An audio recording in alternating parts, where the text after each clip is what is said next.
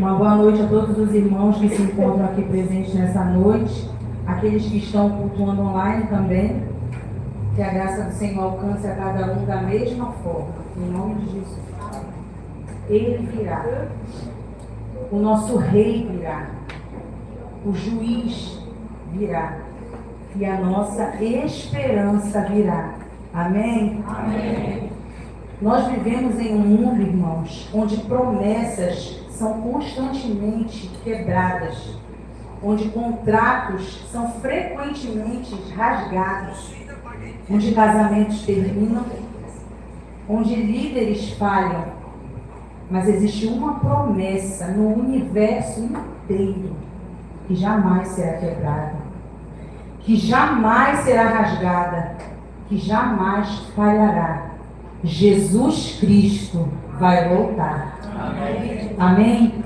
E nessa certeza eu convido os irmãos, assentados mesmo como estão, a abrirem as suas Bíblias na primeira carta do apóstolo Paulo aos Tessalonicenses, capítulo 4. E permaneçam com as suas Bíblias abertas, que nós vamos ler daqui a pouquinho. Antes disso, eu gostaria de explicar para os irmãos, rapidamente, o contexto disso aí que nós vamos ler. E eu quero que vocês fiquem atentos, porque quando se fala da palavra do nosso Deus, tudo tem um porquê, tudo tem um contexto, nada é solto, tudo é interligado. E tudo converge para Jesus. Amém? Amém. O que nós vemos aqui nesse capítulo, de 1 aos Tessalonicenses 4, a gente vem falando aqui acerca dos crentes de Tessalônica, tá? Fique ligado para você ter essa compreensão. E esses crentes de Tessalônica, eles eram novos convertidos. E eles estavam num debate ali. O que acontece depois que morre? Vai para o céu, fica dormindo. Quando Jesus voltar, perde a salvação. O que acontece? Eles não estavam tendo respostas para essas perguntas. Eles estavam tendo essas dúvidas. Então eles ficavam debatendo entre eles. E quando a gente vai ver em Atos capítulo 17... a gente entende que o apóstolo Paulo, ele estava, né? A gente vê primeiramente, nós vemos que a igreja de Tessalônica, ela foi instituída, assim também como os cristãos que foram se convertendo de Tessalônica. E em seguida, a gente consegue perceber, nesse contexto, que o apóstolo Paulo, ele ficou pouco tempo em Tessalônica. Ele teve que sair porque houve uma perseguição ali, e aí ele foi para Bereia. Quando ele chegou em Bereia, por mais que ali houvessem pessoas com o coração aberto, dispostos, né, a ouvir a proclamação do Evangelho, os judeus de Tessalônica foram para Bereia perturbar a proclamação, a pregação do Evangelho. E aí Paulo fugiu para Atenas. Ele já estava realmente querendo ir para lá. E ao mesmo tempo, ele estava preocupado. Ele estava assim, como é que devem estar... Vou falar no pastor Edivaldo aqui. Como é que deve estar a Anne lá em Salinas? Né? Daqui a pouco, Gleice e Elizabeth lá em Marudá. Aí ele manda o Alex e a Elaine. Vamos lá. Vamos ver se está tudo bem. Voltem, né, me dizendo. Foi isso que aconteceu. O apóstolo Paulo, ele queria saber como é que estava aquele povo lá em Tessalônica, que era novo convertido. Então, alguém sabe me dizer quem era o fiel discípulo dele, que ele chamou para ir lá ver se estava tudo bem? Menos o pastor. O pastor não pode responder. Nem o Gleice, nem o Alisson. Timóteo, que era o discípulo fiel. Então Timóteo foi lá, sondar, ver como é que estava, e ele voltou e trouxe boas notícias. Ele disse assim, olha Paulo, o povo lá em Tessalônica continua crente. O povo lá continua firme. Está tudo certo. Só que eles estão tendo mais dúvidas lá. Eles estão querendo saber o que vai acontecer depois que morrer. Eles não estão tendo respostas para esses questionamentos, eles estão no debate lá. Eles querem saber sobre a segunda vinda de Jesus. E aí, qual o objetivo, né, que eu estou falando isso? Antes de concluir, eu quero falar que quando o apóstolo Paulo escreveu 1 Tessalonicenses, ele tinha pelo menos dois objetivos principais aqui. Primeiro, demonstrar, ele fala isso logo no início da carta, alívio, por saber que aquele povo continuava crente, continuava firme, continuava nos caminhos do Senhor. Segundo, ele queria esclarecer as dúvidas daquele povo. para que não houvesse mais dúvidas ali. E o porquê que eu contextualizei antes de nós lermos? Porque a palavra do nosso Deus, ela é propositadamente direcionada a nós. E diretamente, objetivamente, absolutamente nada na palavra de Deus é sem contexto. Tudo tem um contexto. Por que a senhora está falando tudo isso, irmã? Porque quando a gente lê um texto fora do contexto, para usar de pretexto para o que a gente quer, a gente comete um erro. E também, quando nós lemos a palavra de Deus e falamos assim, eu não entendi nada, e não procuramos entender, a gente nunca vai ter respostas para as nossas perguntas. Por quê? Porque aqui tem resposta para tudo. E quando a gente não entende o contexto da palavra de Deus, a gente perde muito acerca da verdade do Evangelho. Você consegue compreender? Então, saber por quê, quando e que circunstâncias é muito interessante e importante para nós entendermos a palavra de Deus como um todo. Amém? Amém. Agora sim, eu convido os irmãos que se coloquem em pé, com a palavra de Deus aberta em 1 Tessalonicenses, capítulo 3. Eu vou estar realizando a leitura dos versículos 13 até o versículo 18. Amém? E os irmãos só estarão acompanhando. A situação dos mortos a situação dos mortos em Cristo e a vinda do Senhor. Não queremos, porém, irmãos, que sejais ignorantes com respeito aos que dormem, para não vos entristecerdes como os demais que não têm esperança. Pois, se cremos que Jesus Cristo morreu e ressuscitou, assim também Deus, mediante Jesus, trará em sua companhia os que dormem. Ora, ainda vos declaramos por palavra do Senhor isto: nós, os vivos, os que ficarmos até a vinda do Senhor, de modo algum precederemos os que dormem. Porquanto o Senhor mesmo, dada a sua palavra de ordem, ouvida a voz do arcanjo e ressoada a trombeta de Deus, descerá dos céus, e os mortos em Cristo ressuscitarão primeiro. Depois nós, os vivos, os que ficarmos, seremos arrebatados juntamente com eles entre as nuvens, para o encontro do Senhor nos ares, e assim estaremos para sempre com o Senhor. Consolai-vos, pois, uns aos outros com estas palavras. Senhor, aqui está a tua palavra, Deus. Nós te agradecemos, Senhor, pelo privilégio que temos de nos reunir enquanto igreja, Pai. Senhor, usa-me nessa noite como um prego, Senhor. O Senhor é o quadro. O Senhor é a honra. A ti seja dado, Senhor, toda a honra, toda a glória e todo louvor. O Senhor é a razão, o Senhor é o motivo. O Senhor é a necessidade que cada um de nós temos ao estar aqui. Alimenta o teu povo de acordo com a fome que cada um chegou nesse lugar da tua palavra. Ô Espírito Santo, faz aquilo que eu não posso fazer. A palavra é tua, Senhor. A obra, o Senhor que pode fazer. Abençoa essa noite, abençoa a porção da tua palavra, nos abençoa, fala conosco, Senhor. Não permita que nós saiamos daqui da mesma maneira que entramos, porque nós sabemos que o Senhor virá e nós precisamos entender que o Senhor virá. O Senhor está se preparando, o Senhor está preparando o lugar para vir buscar uma noiva que está se preparando para encontrar com o Senhor. Em nome de Jesus, Senhor, é a oração que eu te faço. Amém. Amém. Os irmãos podem assentar.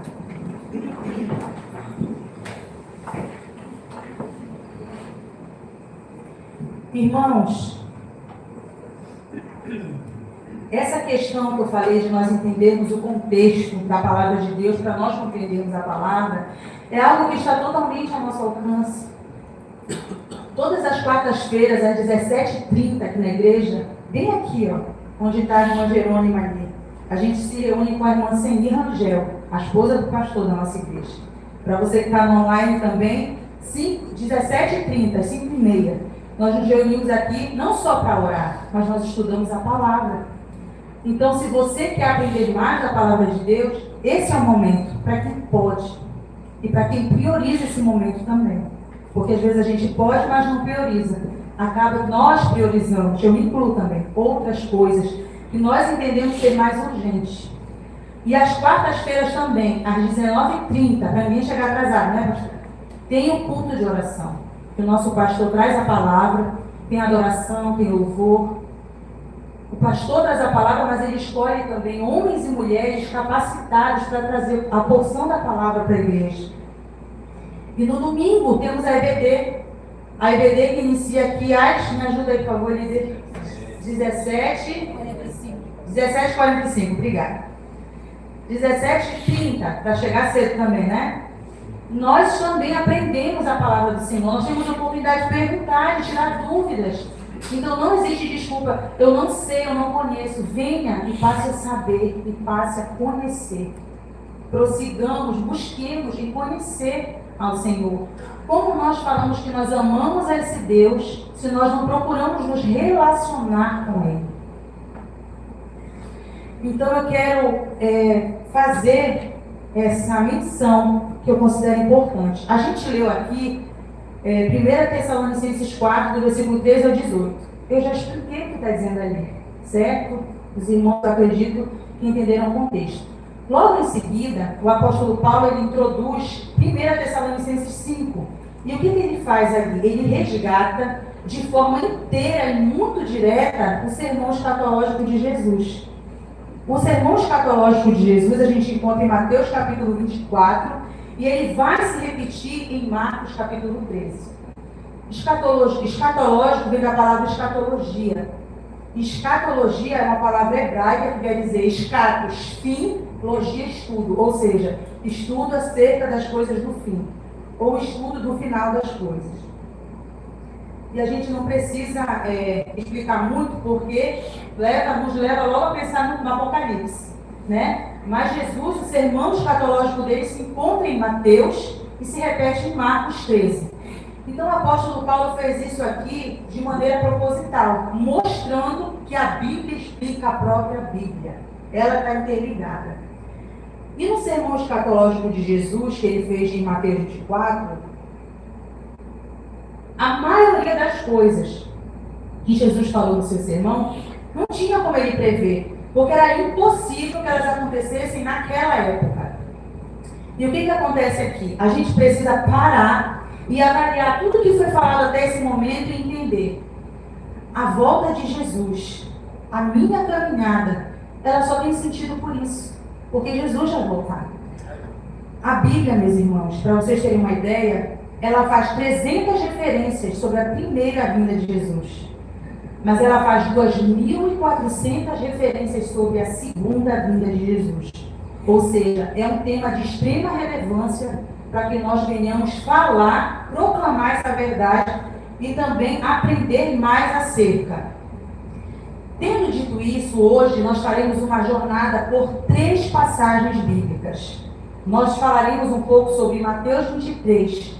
E o que nós vamos encontrar lá?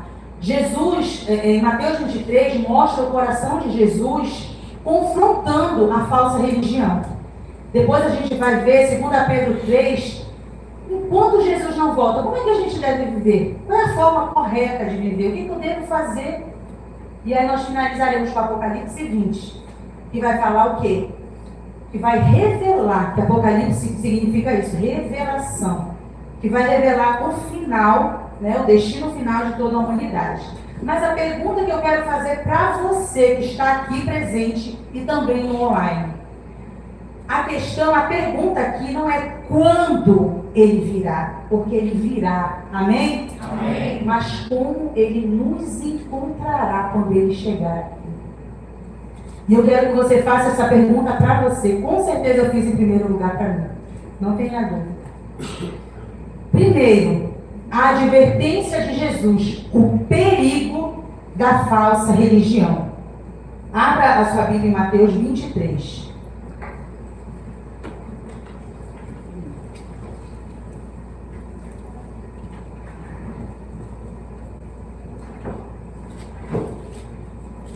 Só um momento que água, microfone, Bíblia.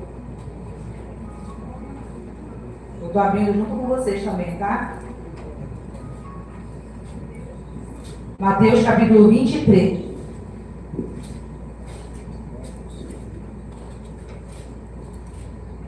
Nós vemos aqui que Jesus ele censura os escribas e fariseus. Nós não vamos ler todo o capítulo, tá? Inicia assim: então falou Jesus às multidões e aos seus discípulos. Na cadeira de Moisés se assentaram os escribas e os fariseus. Fazei e guardai, pois, tudo quanto eles vos disserem. Porém, não os imiteis nas suas obras, porque dizem e não fazem. Porque dizem e não fazem. Mais adiante, no versículo 13, Jesus faz também algumas advertências, ou melhor, várias advertências a eles. Ai de vós, escribas e fariseus hipócritas. Ai de vós, escribas e fariseus hipócritas. Ai de vós, escribas e fariseus, porque rodeais o mar e a terra para fazer o prosélito, e uma vez feito, tornais filho do inferno 2 vezes ou mais do que vós. E aqui no versículo 13: ai de vós, escribas e fariseus hipócritas, porque fechais o reino dos céus diante dos homens, pois vós não entrais, nem deixais entrar os que estão entrando. O que nós vemos aqui? Jesus profere aqui o que é conhecido como seu sermão mais duro. Ele está confrontando a hipocrisia dos escribas e fariseus.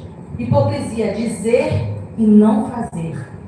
Outra coisa que Jesus confronta aqui: o orgulho, ou seja, eles buscavam sempre os melhores lugares. E também Jesus confronta a cegueira espiritual. Eles sempre focavam em regras externas, mas o interior era esquecido. No fim das contas, a justiça, a misericórdia, a fé era totalmente deixado de lado.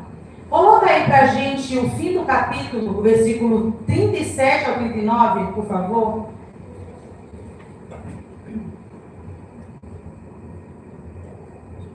Jerusalém, Jerusalém, que matas os profetas e apedrejas os que te foram enviados. Quantas vezes quis eu reunir os teus filhos como a galinha junta os seus pintinhos debaixo das asas, e vós não o quisestes. Eis que a vossa casa vos ficará deserta.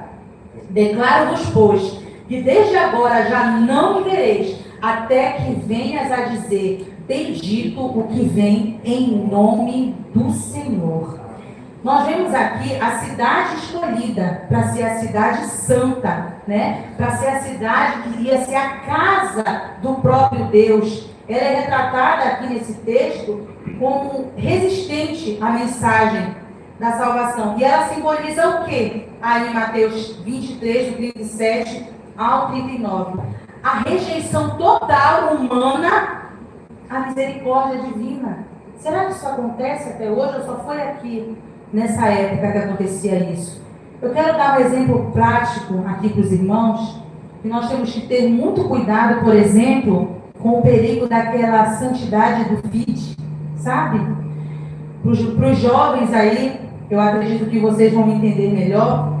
Se cria um perfil cristão, perfeito, onde se posta versículo, se posta foto, se posta uma aparência impecável, mas no mundo real o que acontece? Os filhos desobedecem os pais, mentem, traem. Eu não sei quantos aqui conhecem o Palácio de Versalhes, que foi construído por Luís XIV, o famoso Rei Sol, na França, no século XVII. O Palácio de Versalhes era conhecido como o lugar da realeza, lugar de luxo, de ouro, de sofisticação da corte, assim podemos dizer. Mas por trás de toda aquela fachada de ouro, de ostentação, de pompa, existia o quê? Uma podridão. No Palácio de Versalhes não haviam banheiros. Então eles tinham que fazer as suas necessidades fisiológicas em pinitos. E aí eles escondiam nos cantos do palácio. Aí, só para exemplificar, a urina dentro do nosso organismo é ureia, mas fora ela vira amônia. Ou seja, Vocês imaginam o cheiro insuportável que deveria ser, fora outras necessidades que eles tinham, necessidades, sendo redundante aqui, de fazer. Então, o que acontece? Não tinha sistema de encanamento, não havia banheiros ali, por isso eles tinham que fazer isso. E aí o mau cheiro nos corredores era tão insuportável e acumulava muita coisa. Então, por fora, quem olhava era o céu. Mas o palácio de Versalhes, do lado de dentro, era uma podridão. Então, o que eu quero trazer para a igreja nessa noite com esse exemplo? Falando sobre o discurso duro de Jesus de Mateus 23. Muitas vidas espirituais hoje se parecem com Versalhes.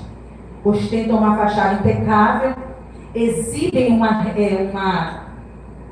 como é que eu posso dizer, espiritualidade nas redes sociais, mas faz o quê? Mantém o coração nos bastidores, né? Com tudo nos bastidores, invisíveis do coração, escondem o mau cheiro do orgulho, da mentira, do adultério, da pornografia, da falsidade, da inveja. E Jesus adverte que ele virá e colocará e trará luz a tudo aquilo que está em oculto. Segundo, a preparação da igreja. Como deve ser a preparação da igreja enquanto Jesus não volta, enquanto o nosso Jesus não vem? Nós devemos nos preparar na expectativa daquele dia. Tudo quanto nós falarmos, fizermos, nós temos que estar vigilantes, porque Jesus pode voltar a qualquer momento. Então, tudo que nós fazemos, sim, tem que ser para a honra e glória do nosso Deus.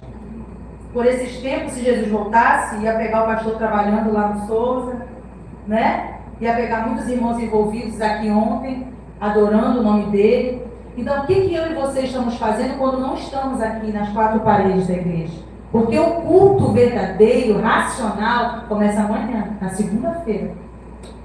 É muito fácil adorar e cultuar a Deus aqui. A gente veste uma roupa bonita, põe a Bíblia debaixo do braço e vem. Versalhes é o céu por fora. E durante a semana? Que o meu marido tem que me aguentar, né, amor? Difícil. Só ele sabe. Só Deus sabe o que ele passa. Então, aqui em 2 Pedro, eu vou pedir auxílio ali dos irmãos da mídia, capítulo 3, dos versículos 1 a 16.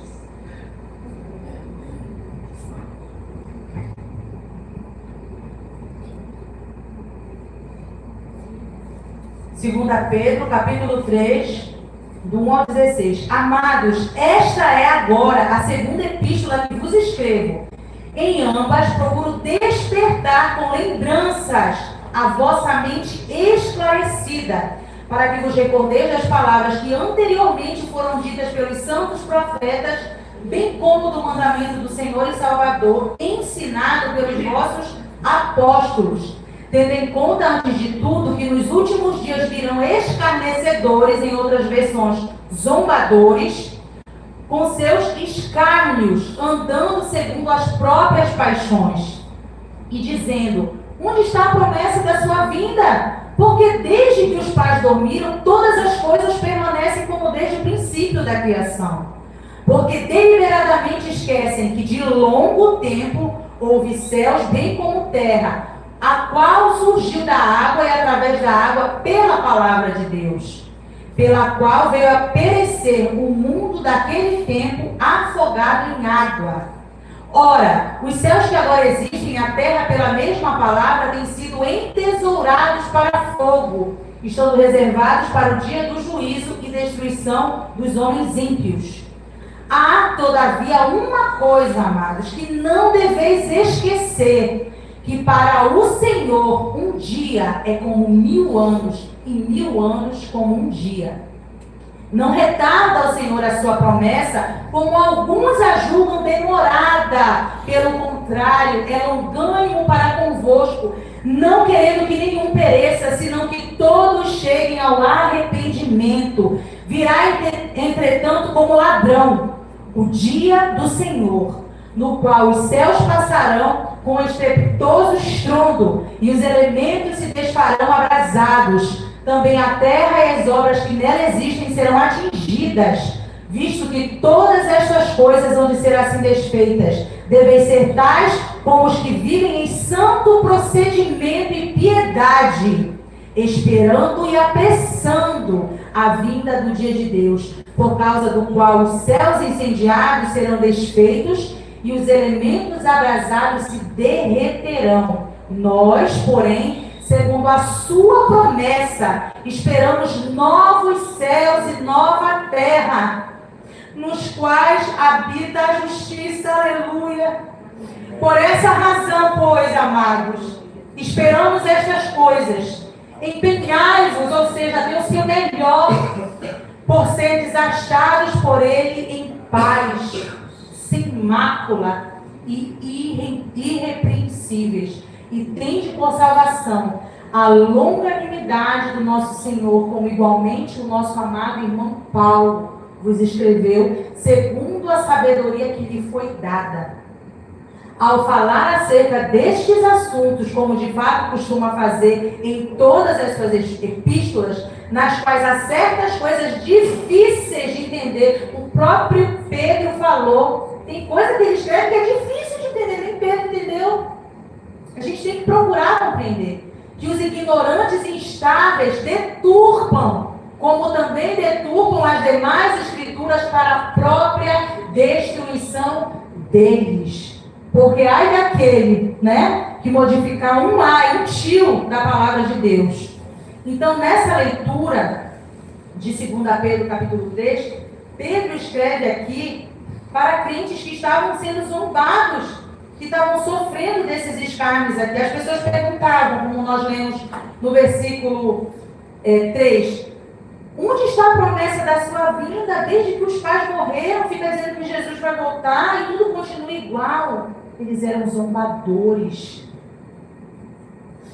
E esses zombadores, irmãos, eles não são ímpios. Esses zombadores aqui, aos quais o Pedro se refere, eles são pessoas que declaram a mesma fé. Eles estão entre quatro paredes e vocês vão entender por que e quem são esses zombadores. Crê, mas duvida da vinda, da volta de Jesus. Zomba da mesma fé que professamos. São pessoas que não são guiadas pelo Espírito Santo, mas são guiadas pelas suas próprias paixões. A vida com Jesus é totalmente diferente. Porque nós matamos, você e eu matamos os nossos prazeres, as nossas vontades para viver. A gente larga, abandona as nossas paixões para viver uma paixão maior, um amor maior, uma razão maior. Lembra daquela canção? Quem souber, canta comigo. Mas todo dia o pecado vem me chamar. Todo dia vem as tentações me chamam. Todo dia as propostas vêm. Mas eu escolho Deus. Eu escolho ser amigo de Deus. Eu escolho Cristo todo dia. Já morri pra minha vida, agora eu vivo a vida de Deus. Será que você pode declarar essa noite que você escolhe Deus? Jesus ainda não mostrou, como diz o texto, por 2 motivos. Nós ainda não estamos apressando a sua vinda. Quando o pastor Edivaldo fala todo o tempo de Salina, de Marudá, eu tenho certeza que Deus vai colocar outros sonhos e projetos no coração dele. Quando ele fala da laje, ele está apressando a vida do Senhor. Porque ele está entendendo que tem que ter mais espaço, tem que vir mais gente. Não no sentido de quantidade, porque ele já deixou isso muito claro e a palavra de Deus é clara nisso. Quantidade para Deus não é importante, mas sim qualidade. Deus é aquele que pega só um pouco, 5 pães e 2 peixinhos e alimenta uma multidão. Então nós devemos ser fiéis. Fiéis quando o anjo da igreja, que é o pastor, estabelece propósitos e metas aqui dentro. Porque é com o objetivo de apressar a vinda do nosso Deus. Amém? Amém. E por outro motivo, que Jesus ainda não voltou. Porque ainda tem muita gente que confessa o nome de Jesus, mas está vivendo na prática do pecado. E vai para o inferno se Jesus voltar. Ele virá, o rei, o juiz e a nossa esperança. A nossa esperança irá voltar. Somente com a confissão de pecado e arrependimento nós conseguimos entrar no céu. Eu quero dizer para você que o céu não é lugar para crente. O céu é lugar para gente arrependida. Porque tem muito crente que não vai entrar no céu. Nós precisamos nos arrepender dia após dia, dia após dia. Como é que essas pessoas que são zombadores estão entre as quatro paredes? Irmão, eu fiquei intrigado com isso. Como é que eles não acreditam? O estilo de vida que eles vivem mostra que eles não acreditam. Eu estou esperando Jesus voltar, mas eu estou adulterando. Eu estou esperando Jesus voltar, mas eu estou fornicando. Eu estou esperando Jesus voltar, mas eu estou batendo na minha esposa. Mas aleluia, Jesus vai voltar para mim. Vai mesmo, você vai ficar. Não saia daqui nessa noite sem consertar a sua vida com Deus. Você está tendo oportunidade.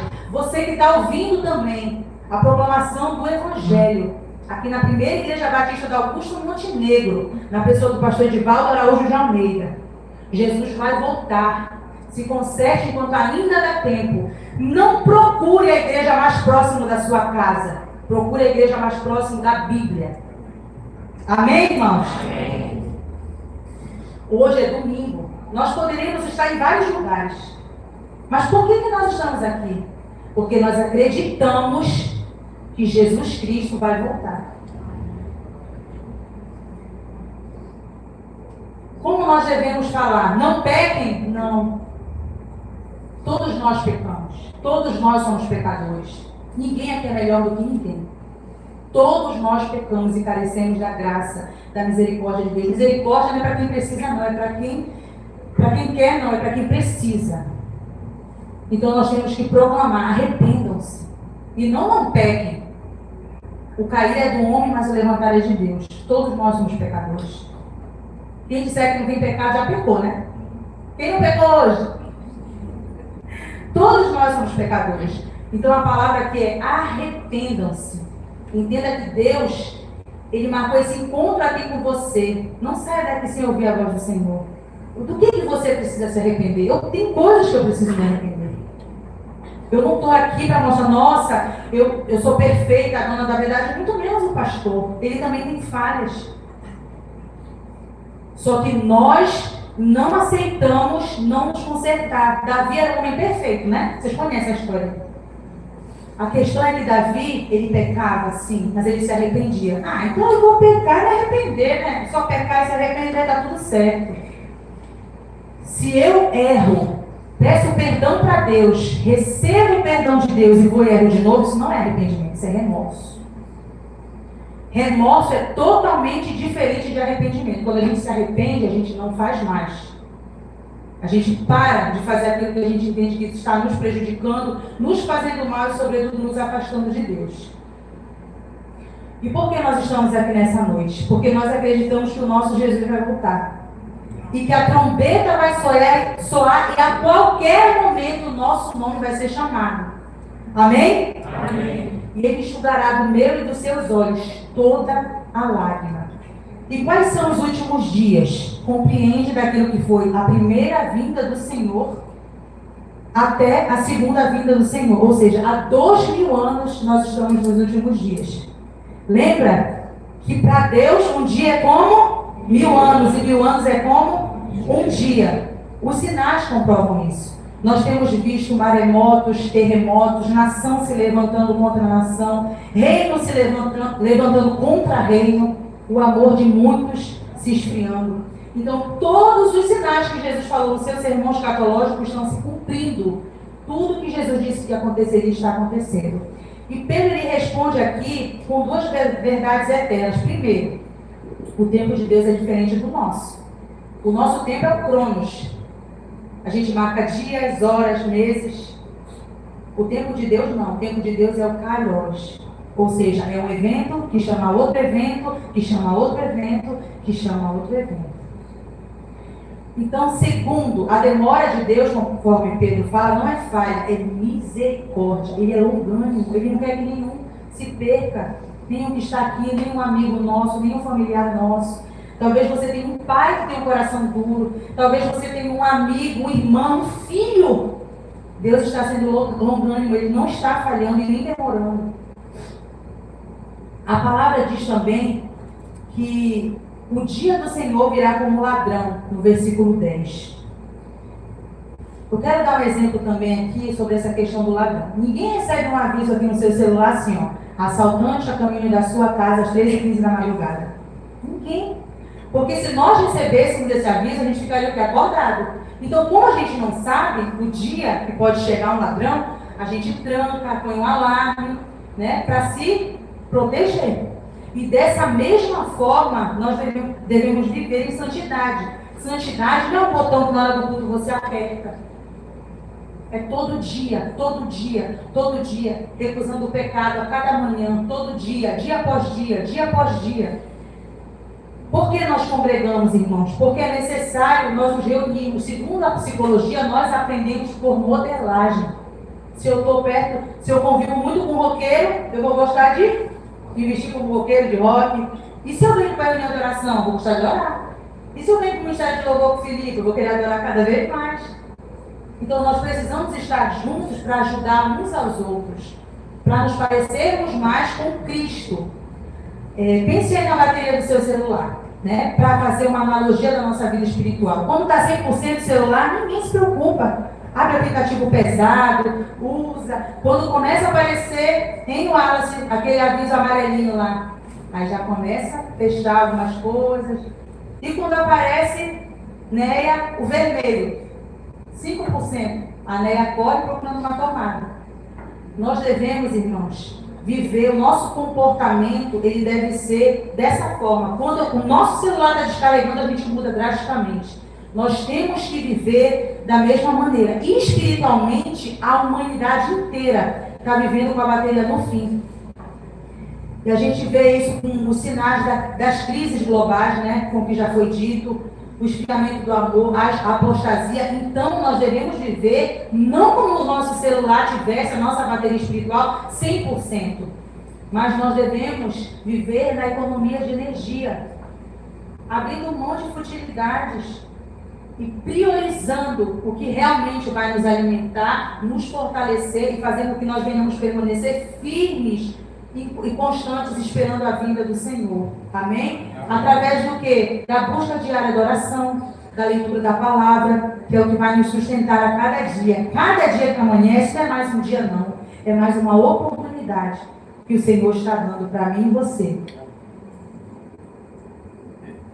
Terceiro, a consumação da história.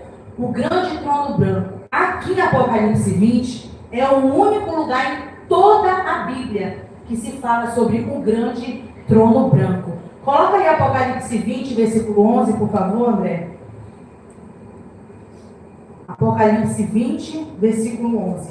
Vi um grande trono branco e aquele que nele se assenta, de cuja presença fugiram a terra e o céu, e não se achou lugar para eles. Próximo. Vi também os mortos, os grandes e os pequenos postos em pé diante do trono. Então se abriram livros, ainda outro livro, o livro da vida foi aberto. E os mortos foram julgados segundo as suas obras, conforme o que se achava escrita nos livros.